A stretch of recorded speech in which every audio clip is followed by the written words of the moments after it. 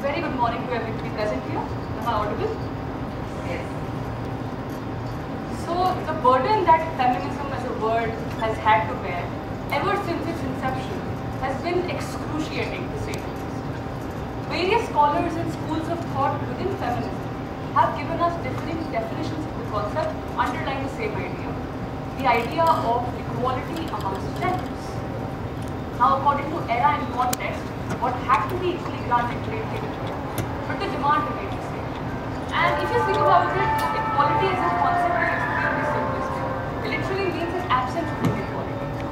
And withstanding just this idea, the world has seen the rise and fall of various other social movements, which more often than not have brought with them some amount of change.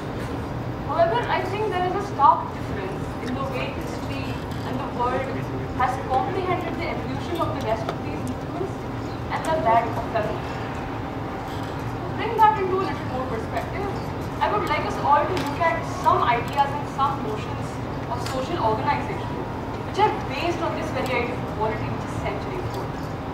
Let's look at the concept of human rights, that of liberty or freedom, and that of justice. And let's start by defining that.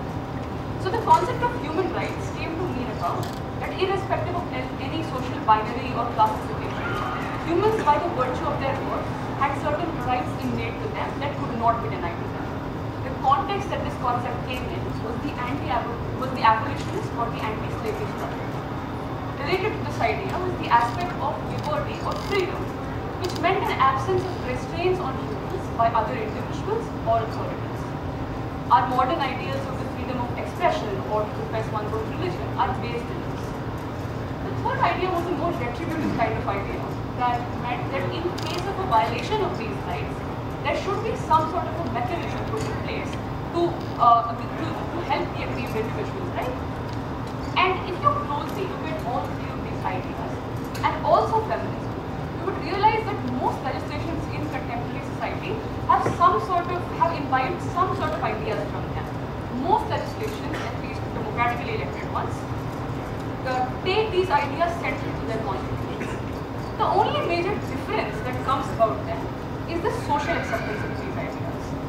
For instance, imagine a random person walking at a random time and some random part of the world, and you go and ask them whether or not they believe in the ideas of human rights or liberty or freedom. The most likely answer you are to get, irrespective of cultural bifurcation, is that yes, humans should be free. You ask the same random person at the same random time at the same random place if they believe in the idea of feminism or if they consider themselves a feminist. The most likely contemporary answer that you might get is that no, we don't believe in feminism, we believe in something like humanism, which is the equality for all, which kind of is the point of feminism, but that is something we'll deal with later. This really makes us think, what is it? What is the problem that people have with the term fem in feminism? When it in fact is defined by the idea of equality, what is it that makes it so different from all these other ideas? The trope of the angry, male-hating, radically polarized feminist woman is something that comes to mind when we say the word feminism. And today this is the idea that I want to unravel. Who are the feminists?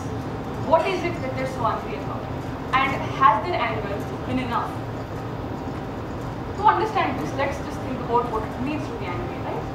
Socially and culturally, anger is introduced to us as a negative thing, as something that emerges from hostility, that ends relationships, that leads to fights, and that is something that we must be wary of and try to avoid as much as possible. Psychologically, however, anger is a secondary emotion, which is to say that it emerges in response to certain stimulus in the environment. It is a reactionary emotion. And it is a well-established social fact that the same stimulus in the environment might have different reactions on different individuals. For instance, think about two individuals who find 100 rupees note lying on the ground, where reactions to that situation will be very different on the basis of many factors like their class positions, the places that they come from, their physical and mental health. Similarly, the way these aspects determine our reaction to certain situations in the environment. Gender plays a fundamental role in determining our socialization and how we react to these kinds of stimulus, right? So in context of anger, if you think about it, an emotion that words like mistreatment, conflict, fights, hostility, has extremely different notions of and on men and women, which is really interesting because then you think about how gendered anger is. And to just exemplify this idea and to make you people believe that this is not something that is coming out of randomness, this has in fact like some place in empiricity. I took these two studies which I think are very central to the topic that we're discussing. The first one was done by Sandra Thomas in the 1990s. It went on for a good 15 years. It interviewed about 500 women in the European context.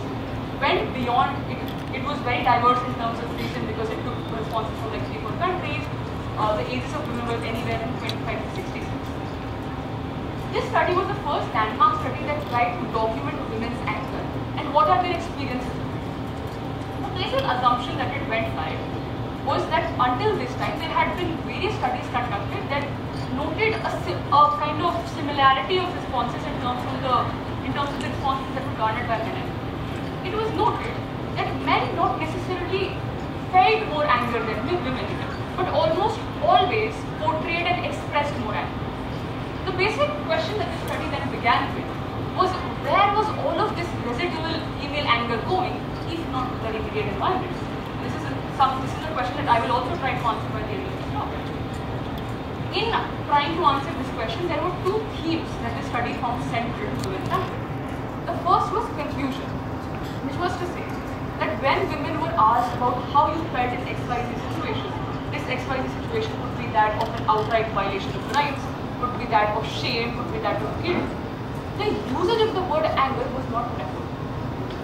Statements like, I felt overstimulated, I felt really emotional, I felt really out of the place were said instead of the word anger. Until the researcher really made them think about if anger was what they were trying to say with these statements. The respondents were really gutted and trying to answer. The second theme and the more interesting theme was that I would like all of you to imagine that what is the time we are most likely to subside our anger, right? One of it is of course to garner social relations, to just maintain peace in the environment, but the second is to avoid conflict, to avoid violence, and to avoid any kind of physical aggression from the side, right?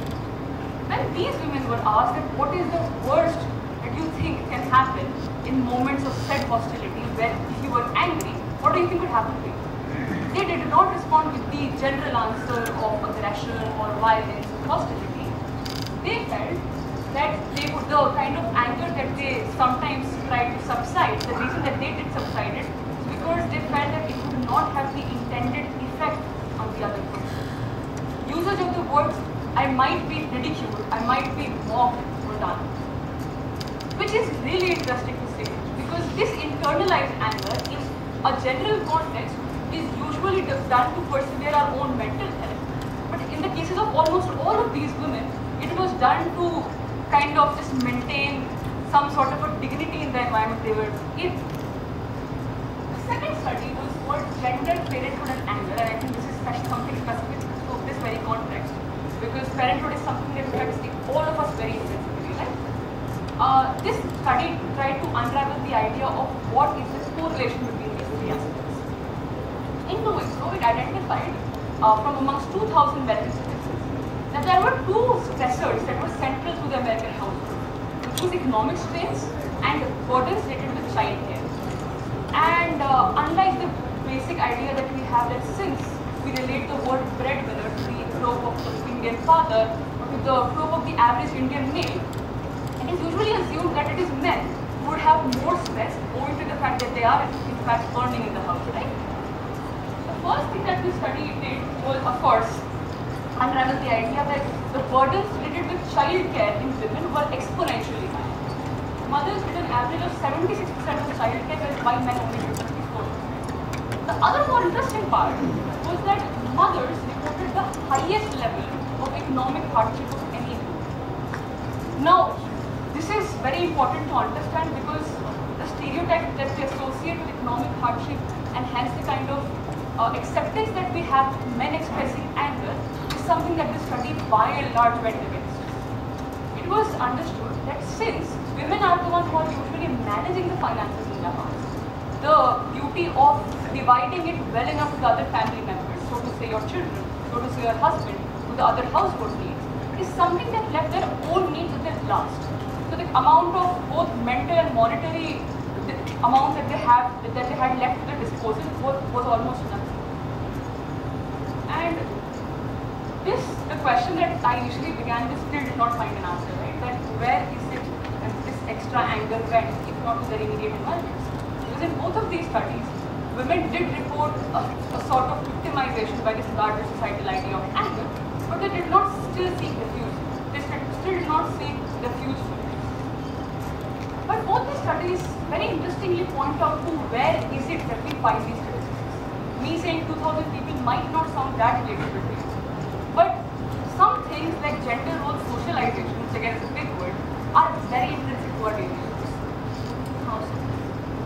The idea of femininity is usually introduced to us in most cultures with the trope of the average, nurturing, selfless, caring mother.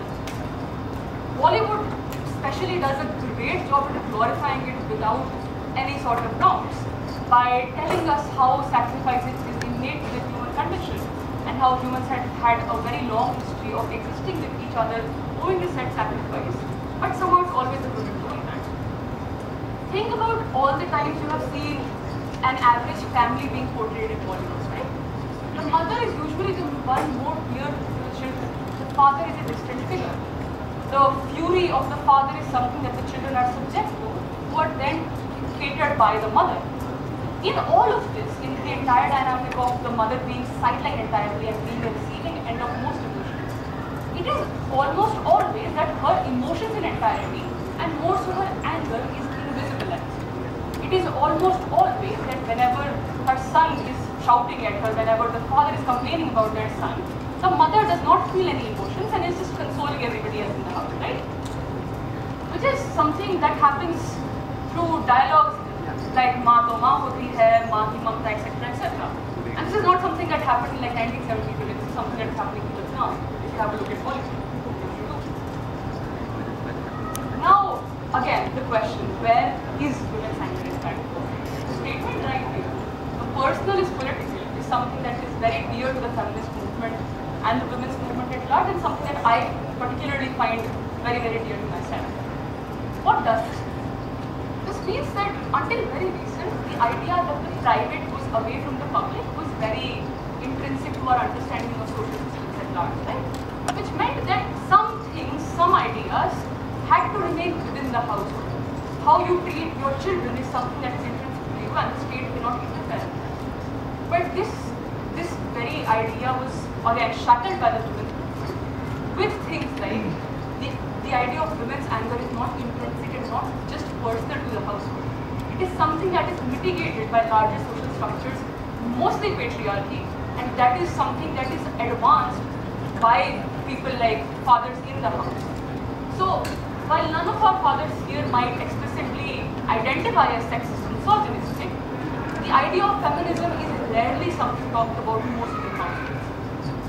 I know coming from when I was going to Stephen's School, I, again, falling into the general religious stereotype, this is some place, that is the place where intelligent, well-read individuals come.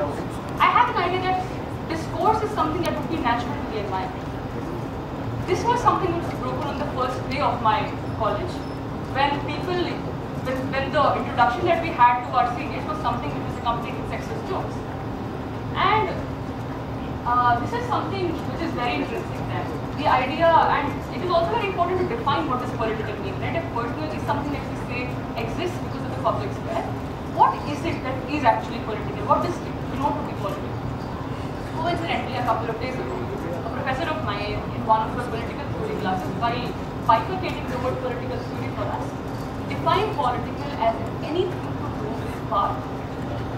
And if you think about everything from your wake-up choices to what you decided to take as your food today, everything has had to do is to do with power.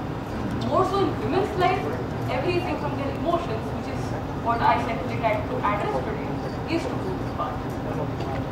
Audre Lorde was a very famous gay women's rights activist in the 1980s, and this passage, this screenshot was from her landmark speech, Uses of Anger, which she addressed to the National Women's Studies Association in 1981. And this is something that I would just want to read out to you now. This is what she starts her speech. My response to racism is anger. I have lived with that anger, ignoring it, feeding upon it, learning to use it before it laid my visions to waste for most of my life. Once I did it in silence, afraid of the weight. My fear of anger taught me nothing. Your fear of anger will teach you nothing. This idea that anger is sometimes not a choice but an inevitable consequence of how the environment treats you is something central to most movements at large, especially the feminist movement. Whenever you see the word feminist, whenever leaders say that whenever leaders, etc., the usage of the word feminist is still in the current context, us experiencing the fifth wave of it almost, still not that easy. What is then that we can do? I think this is a march that was held very recently against the turning of the Roe v. Wade in the USA, against the abortion laws that are being implemented there. What I think is essential to anger is how you experience it. And I think being angry means being caring enough about something. I think being angry means that you are cognizant and conscious of what's happening.